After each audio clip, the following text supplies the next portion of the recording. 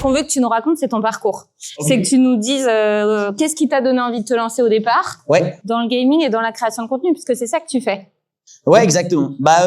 Alors pour faire simple et rapide, quand j'étais petit, je voulais faire Nagui. Voilà, chacun ses rêves. Je voulais faire animateur télé. Et en fait, moi, j'étais un peu passionné par les jeux vidéo aussi et par le sport. Et du coup, de fil en aiguille, c'est surtout des stages, parce que moi, j'ai fait 5 ans d'école de communication. Du coup, j'ai fait 4 années de discom et une année de sub de pub. Et en fait, mon dernier stage, c'était dans un site internet qui mettait en relation des joueurs professionnels avec des gens qui voulaient progresser aux jeux vidéo. Donc en fait, c'était une plateforme de coaching et grâce à ça, j'ai rencontré des streamers et des streameuses et du coup, j'ai pu commenter mes premières compétitions. D'ailleurs, pour la petite histoire, la toute première compétition que j'ai commentée de jeux vidéo de ma vie, c'était dans une station de ski pour un tournoi Mario Kart et j'avais 14 ans. Voilà, donc la boucle est un peu bouclée, c'est rigolo. C'était il y a littéralement 18 ans et du coup, j'étais l'un des seuls humains capables de voir ce qui se passait sur 4 écrans en même temps et de crier dans un micro en disant des trucs qui étaient censés.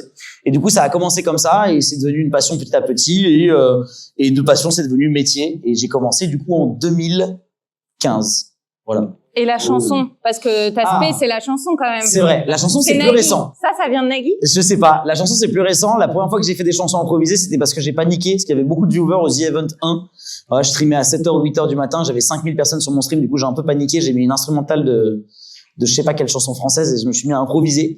Et du coup c'est venu un peu tout seul, parce que j'ai jamais pris de cours de chant, jamais pris de cours de musique. Juste de la chance sur le rythme en tout cas. Et du coup après c'est devenu un truc pendant le Covid où en fait moi j'ai beaucoup streamé et j'ai trouvé ce truc là parce que mon esprit un peu ravagé avait besoin de quelque chose pour s'entretenir et pour s'amuser et donc du coup j'ai trouvé ce truc là et au début j'étais nul mais à force de faire tous les jours notamment j'ai fait plus de 1 an et demi où je chantais 1 heure par jour tous les jours. Ah, c'est ce que j'allais te demander. Tu t'entraînes du coup, tu chantes tout seul? Non, toujours en stream quand même. Tout seul, je le fais de temps en temps, mais c'est un peu... Parfois, quand je fais une bonne impro et que je suis tout seul, je me dis j'aurais dû être en direct. Donc, non, je fais beaucoup en stream. Et au début, je le faisais qu'en stream sur TikTok. Et maintenant, je le fais en stream sur toutes les plateformes. Voilà. Ok. Bon, ça a l'air hyper chouette. Mais j'imagine que ça a pas toujours été simple. T'as eu des moments où tu t'es demandé un peu ce que tu foutais. C'est super. On parle de ma dépression sur scène, là, du coup. Non, des moments de doute.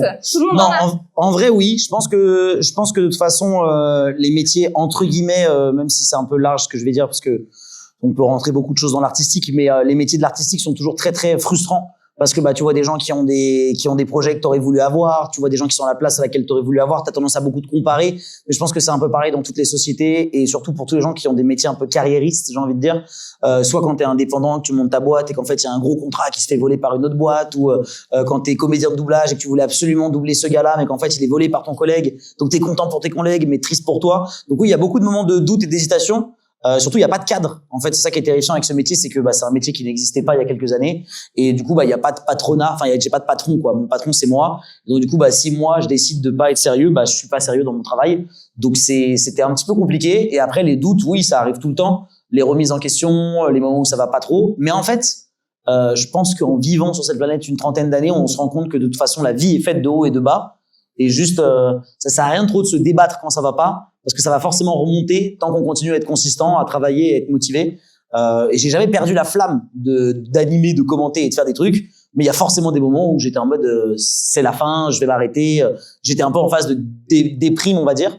Et surtout, je trouve que comme beaucoup de métiers carriéristes, c'est beaucoup de sacrifices.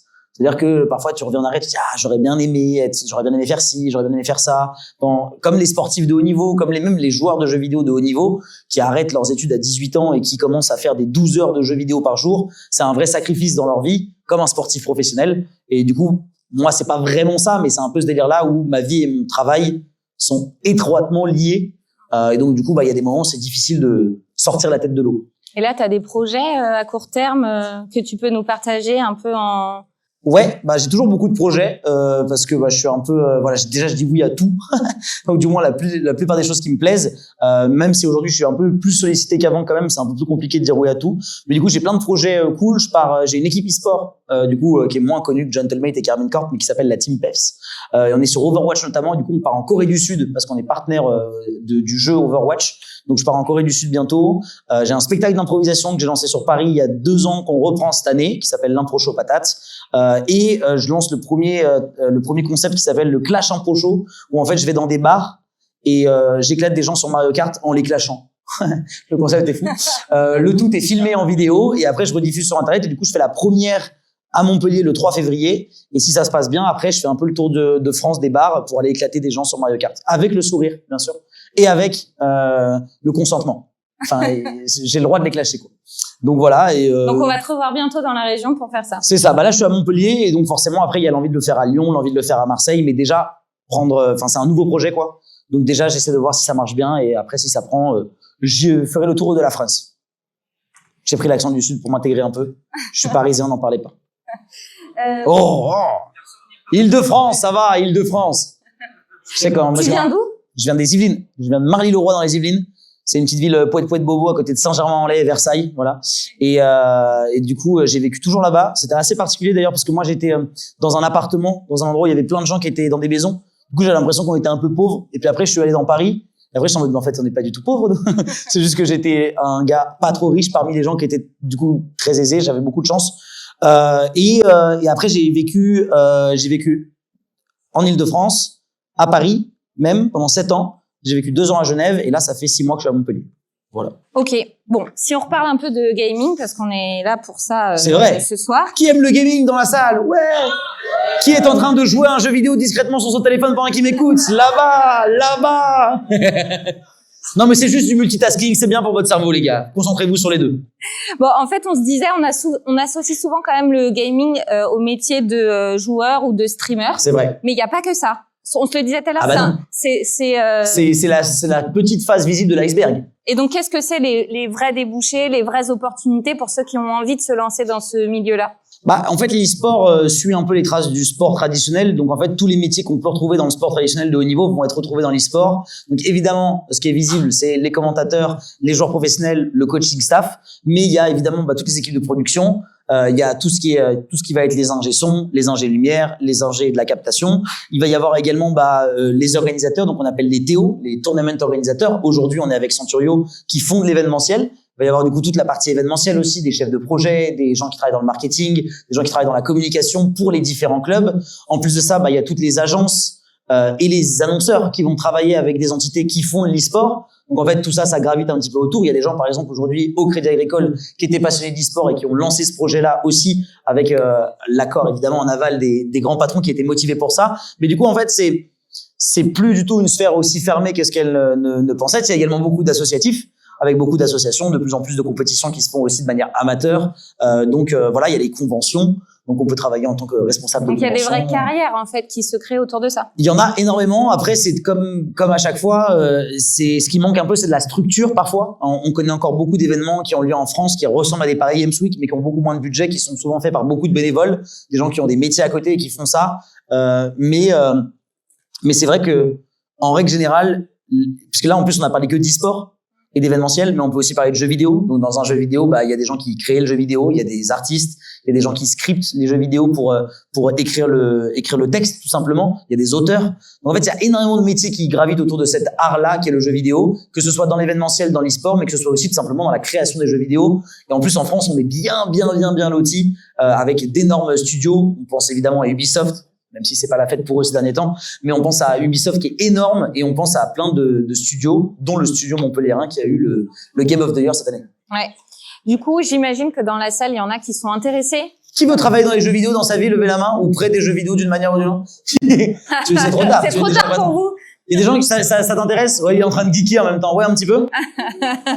C'est vrai que encore une fois, ouais, vous voulez travailler dans le jeu vidéo aussi, bien sûr. Et du coup, c'est ceux qui organisent l'événement aujourd'hui avec nous.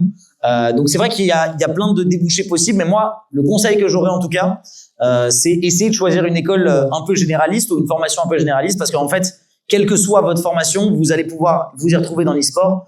Moi, je connais même des kinés et des ostéos, et leur taf, c'est de s'occuper de joueurs professionnels d'e-sport. Donc, ils ont réussi à mêler le taf qui était kiné avec leur passion. Donc voilà, faut regarder les débouchés possibles. Il y en a beaucoup, mais c'est un peu une bulle aussi. On ne sait pas quand est-ce que ça va exploser, on ne sait pas à quel point ça va monter puis se casser la figure, et on ne sait surtout pas à quel point ça va se structurer pour que Monsieur Tout le Monde puisse faire de la compétition, parce qu'au jour d'aujourd'hui, c'est vraiment les pros, les jeux en ligne, mais il n'y a pas comme au ping-pong le critérium fédéral de division 1 à régional 2, tu vois. Ça n'existe pas encore, donc on verra comment ça se structure dans les années à venir.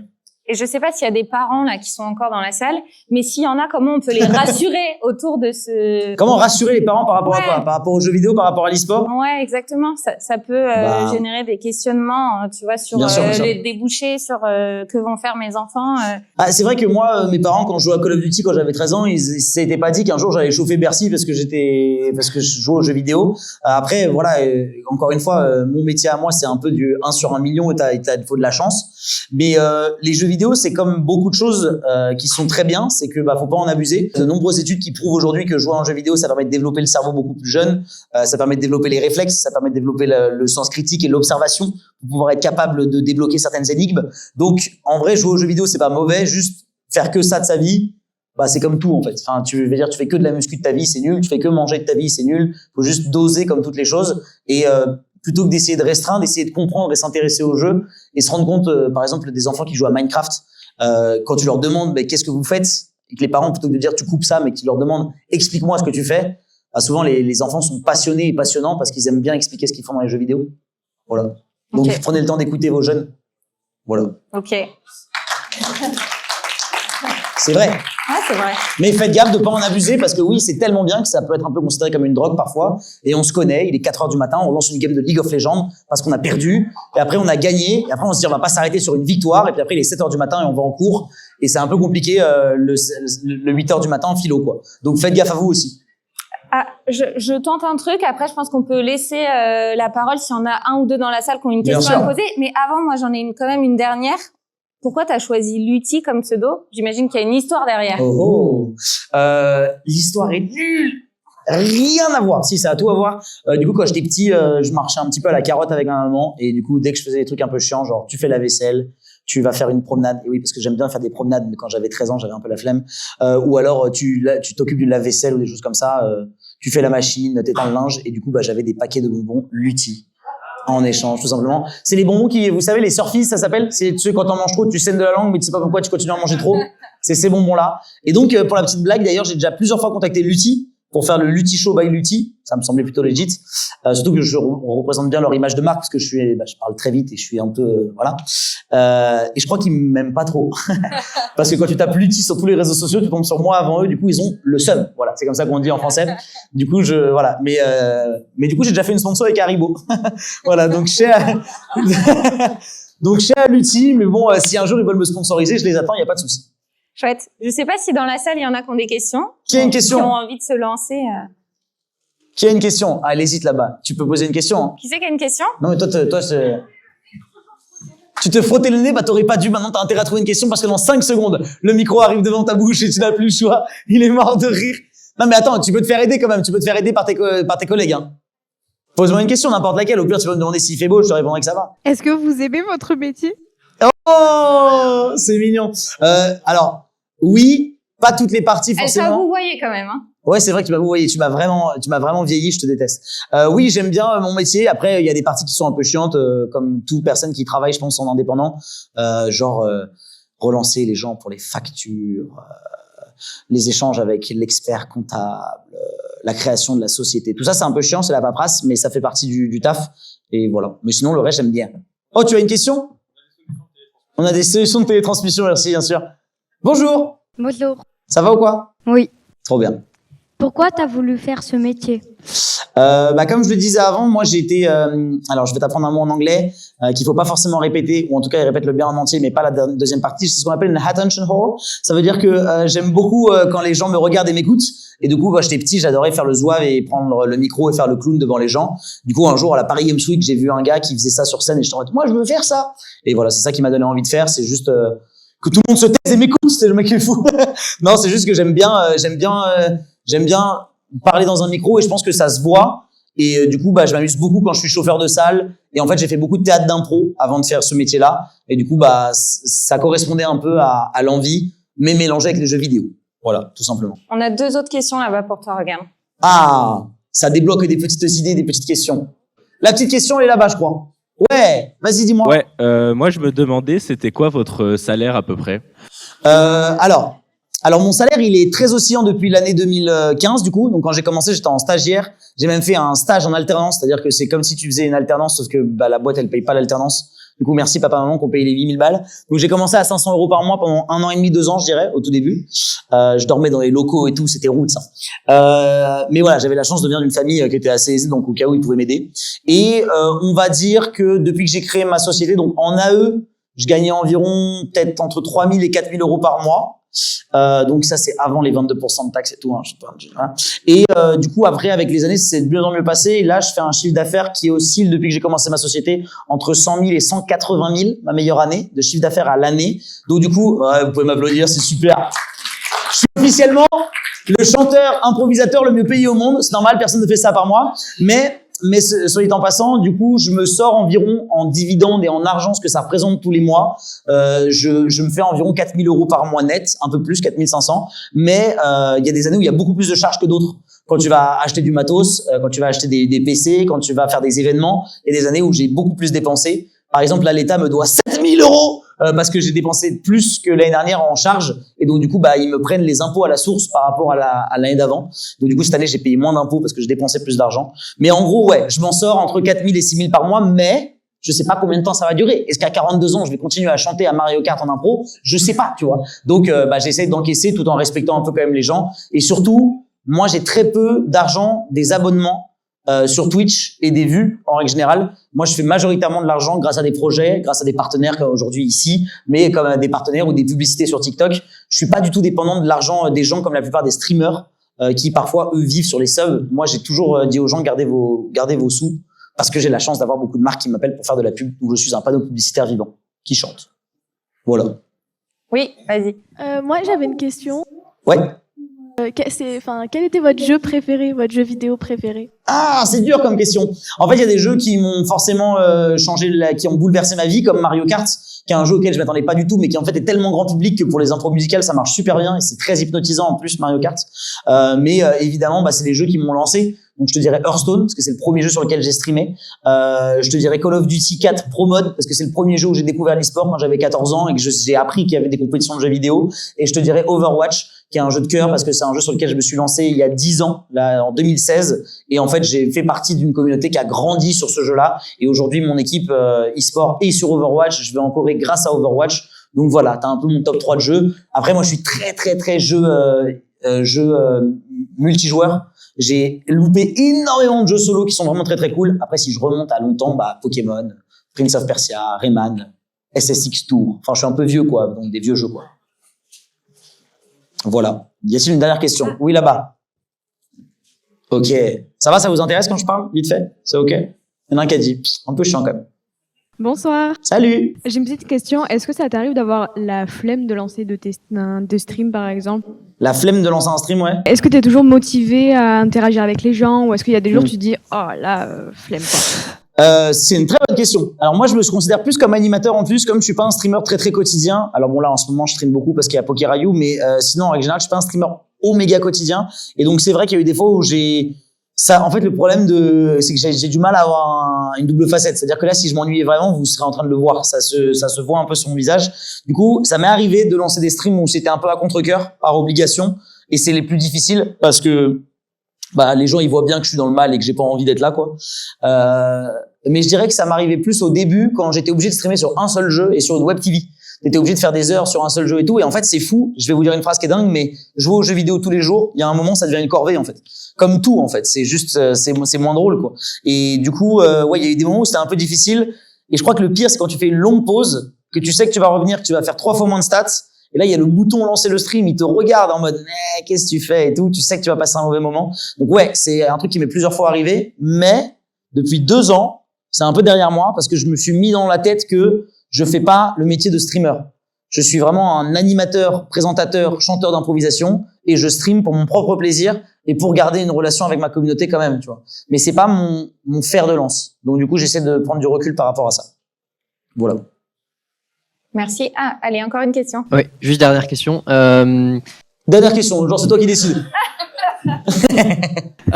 Juste, du coup, par rapport à ça, dans 10-15 ans, tu te vois encore dans le même domaine ou est-ce que tu penses changer? Est-ce que tu penses faire encore la même chose ou comment tu vois l'avenir? Quel est mon plan de carrière, quoi, en gros, c'est ça? Un petit peu. Ah, tu veux que je t'invite sur mon yacht dans quelques années, c'est ça que t'es en train de dire? Non, j'en sais rien. Ce que je sais, c'est que j'aime beaucoup animer. Donc moi, ce qui m'irait le mieux, c'est d'animer un quiz / émission télé, internet, parce que je pense que les deux vont un peu fusionner avec le temps, et être un animateur à la Camille Combal, quoi. Animer une émission, quelle que soit la chaîne, je m'en fous si c'est connu, pas connu et tout, juste être payé pour pouvoir venir faire des émissions pendant 1 semaine, 2 semaines, avoir 10 jours de pause et puis réenchaîner comme ça. Je pense que c'est vraiment le truc qui me plairait le plus. Sinon, tout ce qui est chauffeur de salle, animateur et host dans les grands stades, des grands événements e-sport, tant que personne vient me remplacer, Dwagby et moi, on va pas laisser notre place. Hein. Tant qu'on est appelé, on continuera à le faire. Donc, je sais pas trop. Et la question, c'est jusqu'à quand je vais chanter en impro sur Mario Kart.